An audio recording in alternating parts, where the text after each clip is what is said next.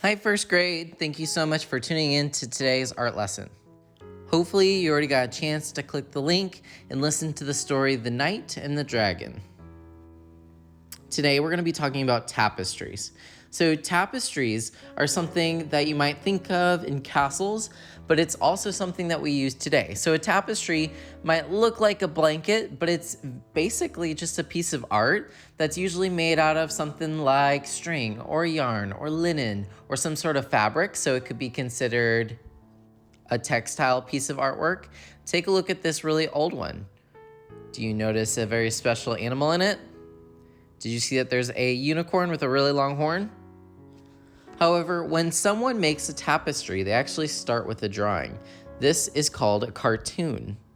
And no, I'm not talking about SpongeBob or the cartoons you watch on TV. A cartoon is actually the drawing underneath it before they start using the fabric or string or yarn or whatever they decide to use to make it into the woven tapestry.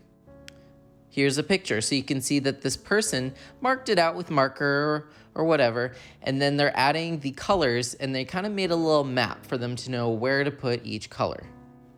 Take a look at this one. I bet this took a long time to construct, build, and draw.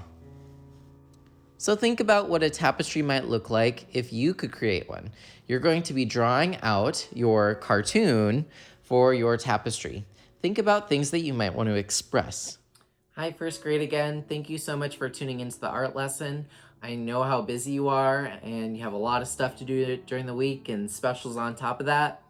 I know it's a lot, so I appreciate you being here and taking some time to work on your creative skills while we're in this crazy remote learning. So you are going to be creating a tapestry today. So I have a tapestry behind me. The reason I chose this is because I'm doing YouTube videos for work and I wanted to have something that represented me. So obviously I like color, but I also like things that are different. And I thought that this abstract kind of liquid ocean of rainbow colors was a good fit for me. So this is my tapestry that I bought. But today I want you to brainstorm one that you might make. Now remember, a cartoon is what they do on paper before they make the tapestry. We're probably not going to be able to make the tapestry. I don't expect everyone to have a loom at home, but I still want you to brainstorm it. So here's what I came up with. I was thinking to myself, if I had a tapestry, let's say, ooh, I'm really rich. So I wanted something that people could walk in and they would be like, ooh, that is so cool. And I could say, this is my castle. So I was thinking about medieval times and how kings and queens had tapestries. And I was thinking they probably wanted to show off. So I just decided to do something and show off my castle. But maybe you really like unicorns, or you really like dogs, or you want to do a picture of your family for your supposed tapestry. That's fine too. Here's your goal. I want you to find a friend or a neighbor or a family member and explain it to them using those art words that we've been talking about all year, even before remote learning.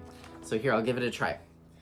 So this is my cartoon for a tapestry. I used a horizon, so a line for the mountains, and it goes behind the castle, so that would be considered overlapping.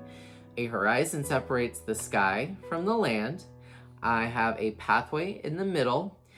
My castle is not all symmetrical. For instance, I have a cloud on this side, but not on this side. But I did try to keep it symmetrical in some areas, like with this bush, and I put it on the other side. For the pattern of my castle, I used horizontal and vertical lines to create a brick pattern, and I used a variety of different lines. So I want you to explain your artwork to someone and use those fancy, smarty art terms that we've been talking about all year. Try to remember as many as you can, and I want you to pretend to be fancy, because I mean, we use those words to describe art all the time, but in real life, we probably only use them to be fancy and to show off our artwork and use those fancy smartsy terms. So I want you to give it a try, create something cool, and then explain it to someone using those fancy art words. All right, guys, I'm so excited to see what you're gonna create, and thank you so much for tuning in this week.